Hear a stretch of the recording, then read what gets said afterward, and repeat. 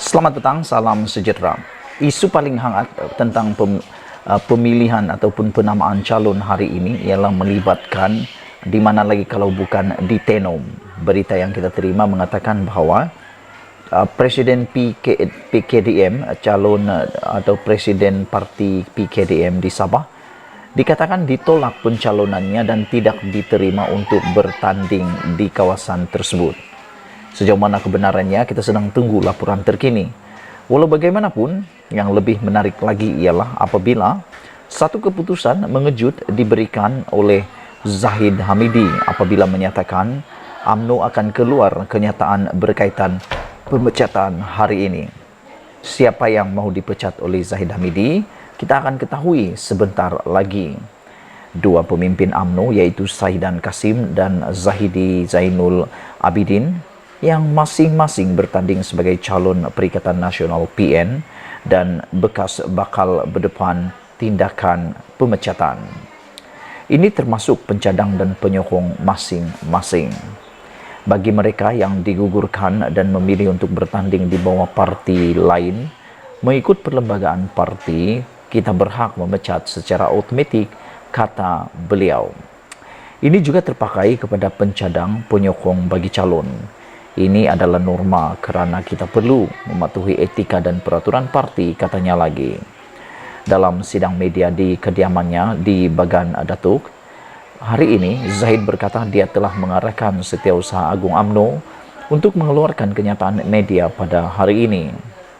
Kenyataan itu katanya akan menyatakan fasal tertentu dalam perlembagaan UMNO bagi pemecatan itu dilakukan secara otomatik. Sahidan bertanding sebagai calon PN di Arau melawan calon BN Roza Bil Abdul Rahman, calon pejuang Abdul Razak Abdul Khalid dan calon PH Fatin Amelina Fazli. Sahidan yang berumur 71 tahun menjadi wakil rakyat di parlimen itu selama 4 penggal sejak PRU 1986, 1990, 2013 dan 2018. Dan ini kali kelima bekas Menteri Besar itu akan mempertahankan kerusi berkenan. Sementara Padang Besar Zahidi akan ditentang 4 calon lain termasuk Ketua Puteri UMNO Zahid Zarek Khan, Muhammad Saad alias Yahya PH, Rusdan Rusmi PN dan Ko Chu Ling mewakili Parti Warisan. Ketua UMNO bahagian Padang Besar itu akan turut bertanding kerusi Dewan Undangan Negeri DUN Titi Tinggi juga atas tiket bebas. Sahidan dan Zabidi adalah antara 10 pemimpin UMNO yang digugurkan daripada mempertahankan kerusi parlimen masing-masing pada PRU kali ini. Saudara-saudara sekalian, sebelum kita berpisah, aku nak tanya satu soalan tentang isu pemecatan ini. Saudara-saudara, apakah yang menyebabkan sebenarnya Sahidan dan Zahidi begitu nak bertanding lagi di kawasan itu? Aku fikir hanya satu yang membuatkan mereka mahu sangat bertanding lagi, yaitu kerana keyakinan mereka untuk menang. Aku rasa mereka sanggup untuk diambil tindakan seperti ini bukan saja kerana mahu kuasa, tapi sebenarnya mereka sangat yakin untuk menang lagi di kawasan itu. Makna kata, satu kerugian kepada Barisan Nasional dan UMNO apabila tidak mencalonkan mereka kerana kesungguhan mereka untuk bertanding ini memperlihatkan betapa mereka memikirkan mereka masih relevan di kawasan itu. Tinggalkan komen Anda, terus ikuti ulasan kedua ini. Selamat datang, salam sejahtera.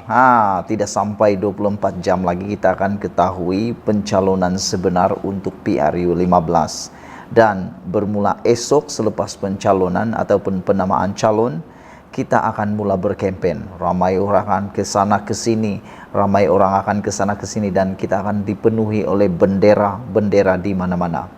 Tapi yang pasti akan berlaku lagi bermula esok dalam kempen memancing undi, pasti akan bertebaranlah ke sana sini mereka. Tapi yang lebih menarik ialah apabila satu perkara ini yang menarik, yang baru kita tahu dan harus kamu share kepada semua orang, ialah tentang apa yang dikatakan oleh Datuk Rais Yatim yang merupakan yang dipertua kenyataan daripada yang di-Pertua Dewan Negara. Jadi ini satu perkara yang amat serius yang perlu kita share kepada semua orang, yang perlu kita beritahu semua orang bahwa beliau mengatakan sila lapor polis sekiranya, lapor polis atau SPRM sekiranya pengundi menerima bungkusan yang dicap lambang parti. Sekali lagi aku nak ulang kepada kamu semua yang teragak-agak yang selama ini menyangka bahwa yang kita diberi beras, yang kita diberi apa-apa saja bantuan-bantuan kebajikan yang ada COP itu adalah melanggar peraturan dan tidak dibenarkan, sehingga yang di-Pertua Dewan Negara mengatakan bahwa kalau Anda menerima bungkusan yang dicop lambang parti, sila cepat-cepat buat laporan polis dan laporan SPRM, kerana menurut Rais Yatim, individu yang menerima bungkusan atau kampit beras atau makanan yang dicop dengan lambang parti politik tertentu diminta membuat laporan polis dan terus melaporkan juga kepada SPRM, kerana beliau mengatakan itu adalah bentuk rasuah. Pengerusi Jawatan Kuasa Khas mengenai rasuah JKMR, Tan Sri Raisyatim memandang berat dan serius terhadap amalan menggunakan lambang parti politik pada kampit-kampit beras, gula, tepung dan bahan-bahan bantuan kebajikan yang disampaikan pada pengguna. Menurutnya, sebarang bantuan kepada rakyat hendaklah bebas daripada simbol-simbol badan politik, kerana ia merupakan satu bentuk segokan agar undi diberi kepada parti tertentu sahaja sekaligus mencabul dan melanggar undang-undang anti rasuah negara. Jadi lepas ini kalau sudah tahu, termasuk aku, selepas aku tahu bahawa ini rupanya adalah undang-undang dan boleh dikenakan tindakan, bermula daripada hari ini kita boleh cakap mana-mana parti politik yang memberikan bantuan dalam bentuk kampit beras ke, makanan ringan ke atau apa sekalipun, kalau ada cop parti politik, kita boleh lapor kepada polis dan lapor kepada SPRM. Jangan main-main dengan cop tersebut. Ini adalah pada hakikatnya satu bentuk rasuah yang melibatkan dalam tempo pilihan raya PRU kini, katanya. Sesiapa yang menerima bungkusan, kampit beras atau makanan sedemikian dimohon agar lekas membuat laporan polis dan terus kepada SPRM, menurut Rais Yatim lagi.